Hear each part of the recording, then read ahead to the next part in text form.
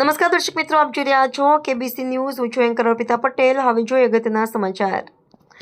જૂનાગઢમાં પંડોળીના પાટી હાઈવે પાસે વિદ્યાર્થીઓનું એસટી બસ રોકો આંદોલન. વાહન વ્યવહાર મંત્રી નવી બસ આપવાની જાહેરાતો કરી છે, પણ જૂનાગઢના વિદ્યાર્થીઓને ભણવું છે, પણ ભણવા માટે સ્કૂલ કોલેજ જવા બસ મળતી નથી.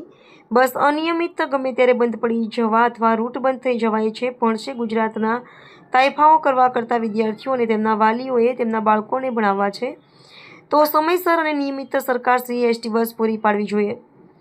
જો વિદ્યાર્થીઓની હાલત બસ મેળવવા માટે રોડ ઉપર આવવું પડ્યું અને એસટી બસ રોકોનું આંદોલન કરતા પોલીસ બંદોબસ્ત મૂકવામાં આવ્યો. એસટી બસ તંત્રમાં વારંવાર બગડતા ટિકિટ મશીનોને કારણે કંડક્ટરો તથા મુસાફરો ત્રાહિમામ પામી રહ્યા છે. અડાલજ બસ સ્ટેશન ખાતે અમદાવાદથી થરા જતી બસમાં ટિકિટ મશીન ન ચાલતા પ્રવાસીઓ અને કંડક્ટર પરેશાન. પ્રવાસીઓને કંડક્ટર વચ્ચે ચકમકઝરી. કંડક્ટરે પ્રવાસીઓને અન્ય બસમાં બેસાડવાની વ્યવસ્થા ન કરતા પ્રવાસીઓમાં આક્રોશ. ત્યાં પણ મામલો થાળે પડવા પોલીસની મદદ માંગવામાં આવી.